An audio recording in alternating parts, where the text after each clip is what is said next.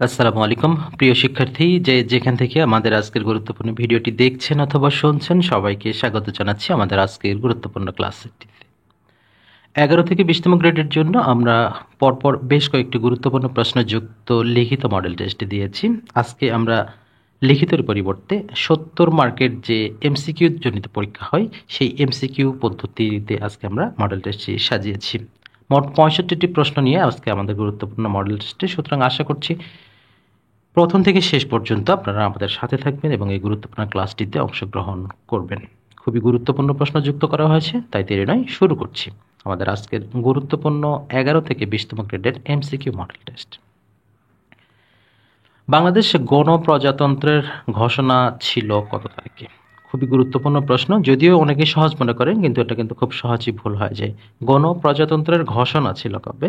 17 April 1971। 1952 সালের 21শে ফেব্রুয়ারি তৎকালীন পাকিস্তানের প্রধানমন্ত্রী কে ছিলেন? তৎকালীন পাকিস্তানের প্রধানমন্ত্রী ছিলেন খাজা নাজিমুদ্দিন। পূর্ববঙ্গ জমিদারি ও দখল প্রজাস্বত্ব আইন এটি কত সালে প্রণীত হয়েছিল? এটি প্রণয়ন করা হয়েছিল 1950 সালে। প্রাচীন গৌরনগরীর অংশবিশেষ বাংলাদেশের কোন জেলায় অবস্থিত? মূলত গৌরনগরীর অংশবিশেষ পড়েছে চাঁপাইনবাবগঞ্জের অংশবিশেষে, তাহলে সঠিক উত্তর হবে চাঁপাইনবাবগঞ্জ। ব্লুটুথ এটি কার নাম অনুসারে নামকরণ করা হয়েছিল? ব্লুটুথ নামকরণ করা হয়েছিল ডেনমার্কের রাজার নামে। নেটওয়ার্ক কার্ডের ইউনিক ক্রমিক নাম্বারকে কি বলা হয়? আমরা যখন ওয়াইফাই অ্যাড্রেস ব্যবহার করি সেখানে কিন্তু আমাদের যে অ্যাড্রেসটা বলা হয় ম্যাক অ্যাড্রেস, এই নেটওয়ার্ক কার্ডের ইউনিক ক্রমিক নাম্বারটাই হচ্ছে ম্যাক অ্যাড্রেস। নিচের কোনটি অপারেটিং সিস্টেম নয়? মূলত আমরা যদি দেখি লিনাক্স, উবুন্টু এবং উইন্ডোজ এই তিনটাই কিন্তু অপারেটিং সিস্টেম, আর মজিলা হচ্ছে একটি ওয়েব ব্রাউজার, সেক্ষেত্রে এটি একটি অপারেটিং সিস্টেম নয়, তাহলে সেক্ষেত্রে মজিলা এটি হবে সঠিক উত্তর। আকাবা কোন দেশের সমুদ্র বন্দর? এটি কিন্তু খুবই গুরুত্বপূর্ণ প্রশ্ন। আকাবা জর্ডানের একটি সমুদ্র বন্দর। বাংলাদেশে ভূ উপগ্রহ কেন্দ্রের সংখ্যা বর্তমানে কতটি? ভূ উপগ্রহের সংখ্যা মোট 4টি। Find the idioms and phrase of tall talk. Tall talk বলতে বোঝানো হয় তিরস্কার করা, তাহলে এখানে হবে টু ফ্রন। নিচের কোনটি মাইক্রোসফটের নতুন সার্চ ইঞ্জিন? মাইক্রোসফটের সার্চ ইঞ্জিন আমরা যদি দেখি ইয়াহু, গুগল, স্কাইপ তো সার্চ ইঞ্জিন নয়, ইয়াহু নয়, শুধু গুগল একটা সার্চ ইঞ্জিন রয়েছে, তার মানে এই তিনটির একটিও কিন্তু হচ্ছে না, তার মানে বাকি থাকলো বিং, আর বিংটাই হচ্ছে মাইক্রোসফটের একটি সার্চ ইঞ্জিন। নিচের কোনটি কম্পিউটারের মস্তিষ্ক রূপে কাজ করে? কম্পিউটারের মস্তিষ্ক রূপে কাজ করে প্রসেসর। আরব বসন্তের সূচনা কোথা হয়? আরব বসন্তের সূচনার পূর্বে আমাদের এশিয়া নিয়ে যদি কথা বলতে থাকি, প্রথমত শ্রীলঙ্কায়, পরবর্তীতে বাংলাদেশে, এর পরবর্তীতে পাকিস্তানে কিন্তু ছাত্র আন্দোলনের একটা সূচনা হয়েছে। ঠিক তেমনি আরব বসন্তে বোয়াজিজি নামে এক যুবক তার নিজের গায়ে আগুন ধরিয়ে দিয়ে সরকারের বিরুদ্ধে বেশ কিছু প্রতিবাদ প্রকাশ করেছিল এবং সেটি পুরো আরব বিশ্বে ছড়িয়ে গিয়েছিল, যেটি শুরু হয়েছিল তিউনিসিয়া থেকে। এক্সিস্টেন্টালিজম এটির অর্থটা কি? এক্সিস্টেন্টালিজম এটার অর্থটা, আচ্ছা এটা কি? এটা একটি মতবাদ, তবে কি মতবাদ? যদি এখানে মতবাদ আর তত্ত্ব দেওয়া আছে, মতবাদ যদি, অবশ্যই এটি হবে একটি দার্শনিক মতবাদ। টলেমি কে ছিলেন?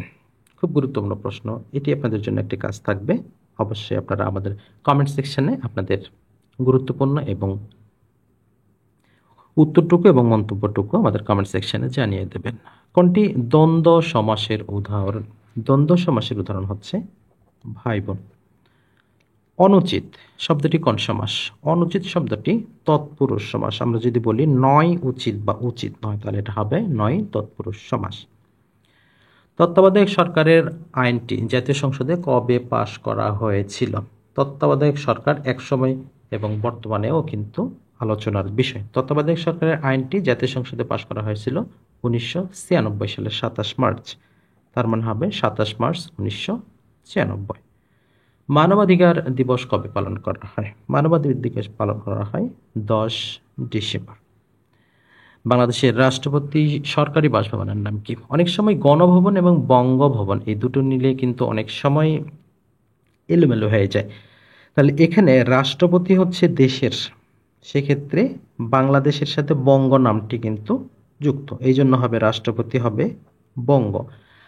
আর প্রধানমন্ত্রী হবে জনগণের ভোটে নির্বাচিত হতে হয় প্রথমে, তারপরে মন্ত্রী পরিষদের ভোটে তিনি প্রধানমন্ত্রী হন। সেক্ষেত্রে অবশ্যই প্রথমে কিন্তু জনগণের ভোটে নির্বাচিত হতে হয়, অর্থাৎ এমপি হতে হয়। তাহলে এই যে জনগণের শেষে যে গণ আছে, সেখানে গণ আছে, সেখান থেকে কিন্তু গণভবন, এইভাবে আপনারা মনে রাখতে পারেন। বাংলাদেশের সবচেয়ে বড় স্থলবন্দর কোনটি? বাংলাদেশের সবচেয়ে স্থলবন্দর আমরা যদি বলি তাহলে সেটি হবে বেনাপোল। নিম্নের কোনটি একটি দ্বীপ দেশ? দ্বীপ দেশ বলতে আমরা বলবো চারিদিকে পানি রয়েছে এরকম। বাংলাদেশ, ভুটান, মিয়ানমার কোনোটার চারিদিকে পানি নাই। যদি বাংলাদেশের 3 দিকে রয়েছে, এটা একটি বদ্বীপ, আর শ্রীলঙ্কা হচ্ছে দ্বীপ দেশ। বাংলাদেশের বৃহত্তম দ্বীপ জেলা কোনটি বা দ্বীপ কোনটি? এটি যেটাই হোক না কেন সেটি হবে ভোলা। আশা করছি বিষয়টি বুঝতে পেরেছেন। মুক্তিযুদ্ধ বিষয়ক মন্ত্রণালয় কত সালে গঠিত হয়েছিল? এটি 2001 সালে গঠিত হয়েছিল। 1, 5, 9, 13 ধারাটির 15তম পদ কত হবে? তাহলে এখানে আমরা সিকোয়েন্সটা আগে বুঝতে হবে। 1 থেকে 5 কত দূরত্ব? 4। এখানেও 4, এখানেও 4। তার মানে 4 4 করে আমাদের প্রতি ক্ষেত্রে কিন্তু বৃদ্ধি পাচ্ছে। তাহলে সেক্ষেত্রে আমাদের প্রতি ক্ষেত্রে যদি আমরা 4 যুক্ত করে নিই, আমরা যদি অঙ্কটা এভাবে করি, যেমন সর্বশেষ আমাদের ছিল কত? এখানে আমাদের সর্বশেষ ছিল 13।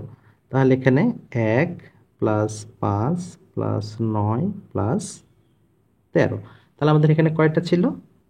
4টি। তাহলে এখানেও 4, এখানে 4, 4।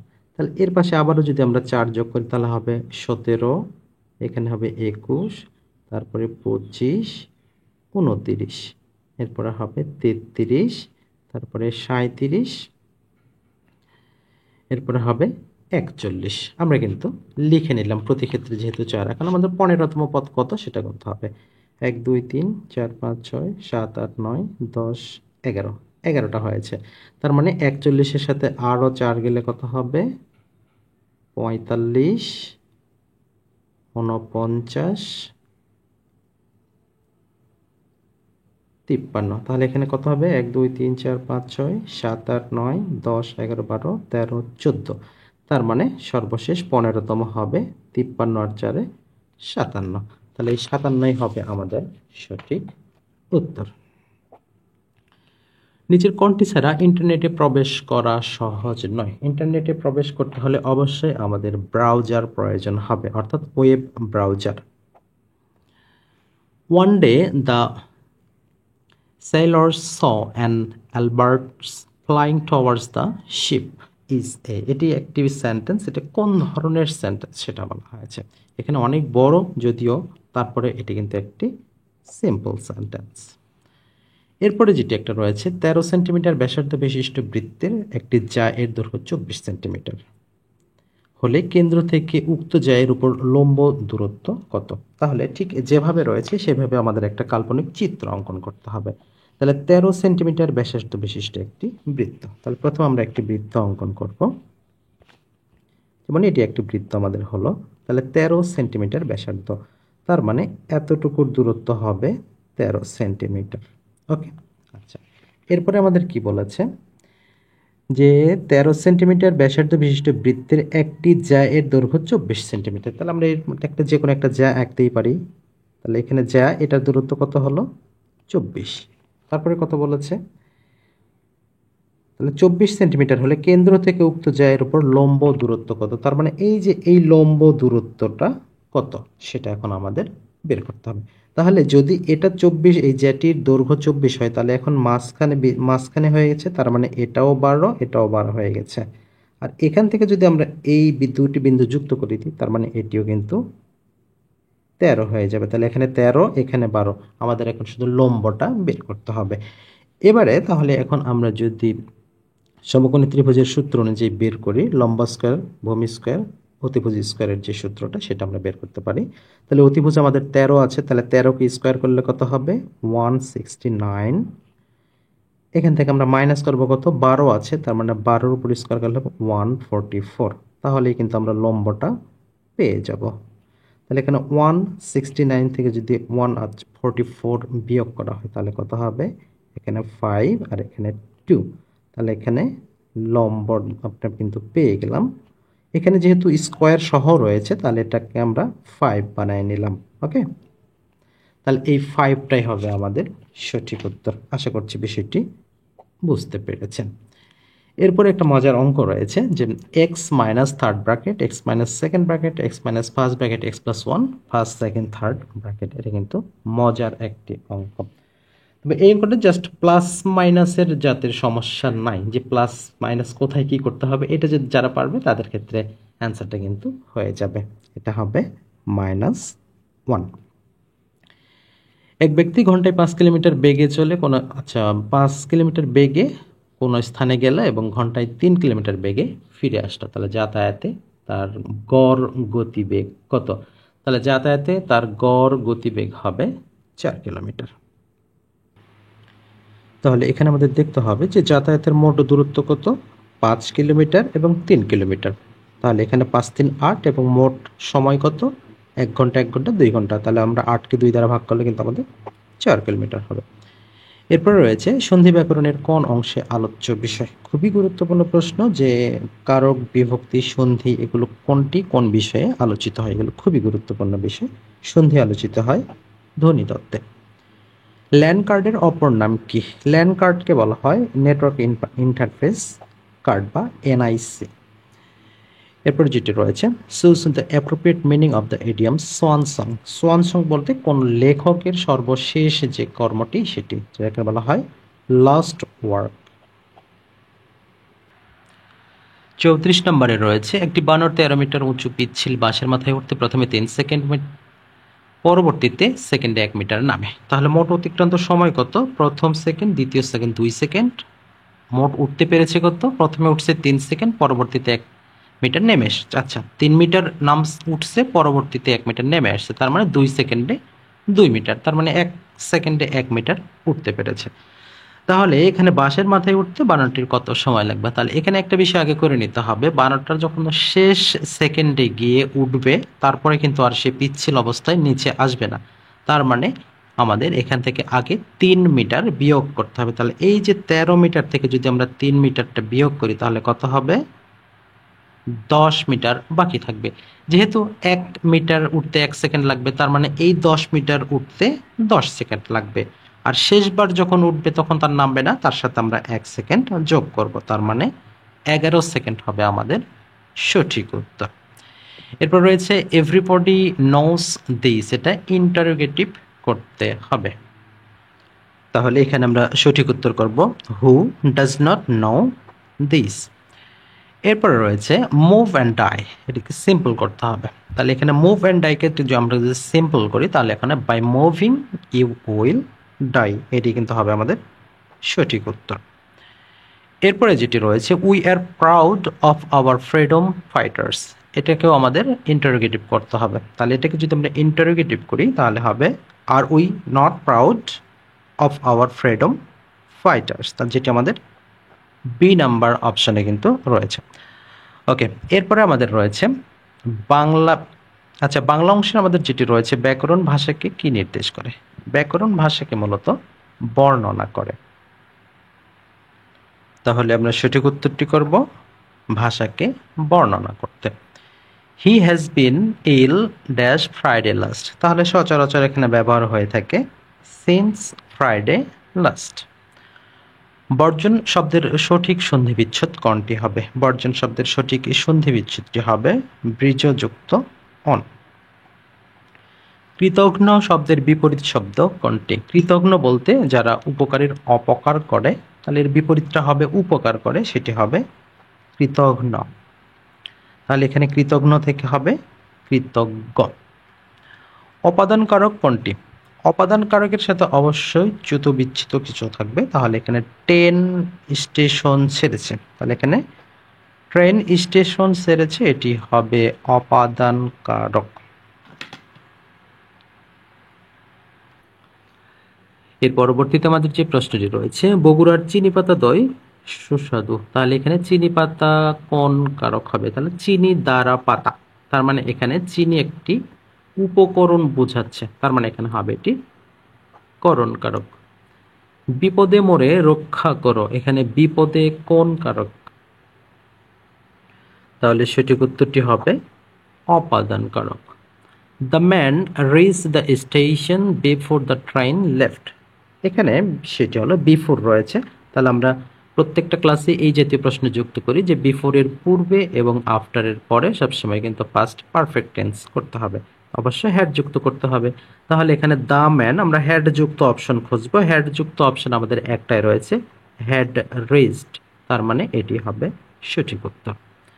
হি has been working here dash 3 years, তাহলে এখানে সিন্স নাকি ফর কোনটি হবে?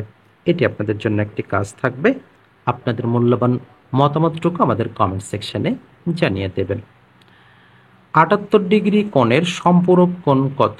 আমরা সম্ভবত আমাদের 11 থেকে 20তম গ্রেডের যে 1 নাম্বার ক্লাস, সেখানে আমি কোণ সম্পর্কে খুব সুন্দরভাবে আলোচনা করেছি। সম্পূরক কোণের সম্পর্ক সর্বদাই হবে 180 ডিগ্রি এবং পূরক কোণের সম্পর্ক হবে সর্বদা 90 ডিগ্রির সাথে। তাহলে এখানে যেহেতু সম্পূরক কোণ বলা আছে, সেখানে 78 ডিগ্রি রয়েছে, বাকি যতটুকু প্রয়োজন সেটি হবে বাকি সম্পূরক কোণ, তার মানে 102 ডিগ্রি হবে 78 ডিগ্রি কোণের সম্পূরক কোণ। একটি সমকোণী ত্রিভুজের ভূমির দৈর্ঘ্য লম্ব অপেক্ষা 1 মিটার কম এবং লম্ব অপেক্ষা অতিভুজের দৈর্ঘ্য 1 মিটার বেশি হলে ত্রিভুজের অতিভুজের দৈর্ঘ্য কত? এটি যদি আমরা সলিউশন করতে যাই তাহলে কিন্তু বেশ বেগ পেতে হবে আপনাদের, ভিডিওটি অনেক বড় হয়ে যাবে। এমসিকিউ পরীক্ষাতে আপনি এত সময়ও পাবেন না, সেক্ষেত্রে আমাদের যেটি করতে হবে, আমাদের যে প্রদত্ত অপশনগুলি রয়েছে এই অপশনটাকে কাজে লাগাতে হবে। তাহলে একটি ত্রিভুজের সবচেয়ে বড় দৈর্ঘ্য হয় কোনটি? অতিভুজ হয়, তার মানে এই চারটির যে কোনো একটি কিন্তু আমাদের অতিভুজ। তাহলে যে শর্তগুলো আছে সেই শর্তের সাথে আমাদের কোনো অতিভুজ যায় কি না। যেমন এখানে আমাদের বলেছে একটি সমকোণী ত্রিভুজের ভূমির দৈর্ঘ্য লম্ব অপেক্ষা 1 মিটার কম এবং লম্ব অপেক্ষা অতিভুজের দৈর্ঘ্য 1 মিটার বেশি। তাহলে অতিভুজটা আমরা একটু ধরে নিই যে কোনো একটা, তাহলে অতিভুজ যদি আমরা 5 ধরি, এখানে 5 ধরে নিলাম, তাহলে লম্ব কত হবে? তাহলে অতিভুজের সাথে কার সম্পর্ক? লম্ব, তাহলে লম্বটা হবে কত? 1 মিটার কম, তাহলে হবে 4। আবার এখানে ভূমি কত হবে? লম্বর চেয়ে 1 মিটার কম, আরও কম হবে, তাহলে এখানে ভূমিটা হবে 3। এখন আমাদের দেখতে হবে এখানে 5 এ 5 এ 25, এখানে 4 4 16, 3 3 9, 9 6 15, আমাদের দুই পাশেই কিন্তু 25 মিলে গেল। এখানে দেখতে হবে যেমন আমাদের 5 square equal to 4 square plus 3 square, অর্থাৎ আমরা যে সমকোণী ত্রিভুজের যে সূত্রটি রয়েছে অতিভুজ স্কোয়ার সমান লম্ব স্কোয়ার প্লাস ভূমি স্কোয়ার, সেটা কিন্তু আমাদের হয়ে গেছে। তার মানে আমাদের অতিভুজের দৈর্ঘ্যটা হবে 5 মিটার।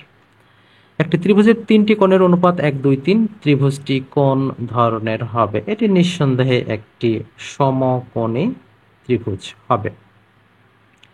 এর পরবর্তী প্রশ্ন আমাদের যেটি রয়েছে,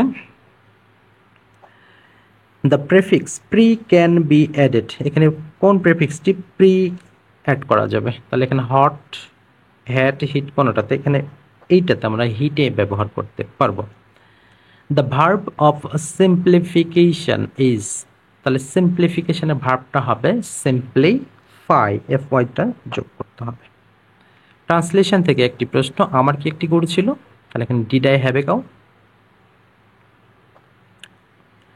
এখন এখানে আমাদের did I have a cow, এটি সঠিক নাকি ভুল? এখানে যতক্ষণ না পর্যন্ত আমরা কোশ্চেন মার্ক দেব ততক্ষণ পর্যন্ত কিন্তু এটি সঠিক হবে না। এরপরে আমাদের আবার প্রকৃতি প্রত্যয় থেকে যেটি রয়েছে প্রাচুর্য, প্রাচুর্যর সঠিক প্রকৃতি প্রত্যয় হবে প্রচুর যুক্ত জ, তাহলে এখানে সঠিক উত্তর হবে প্রচুর যুক্ত জ।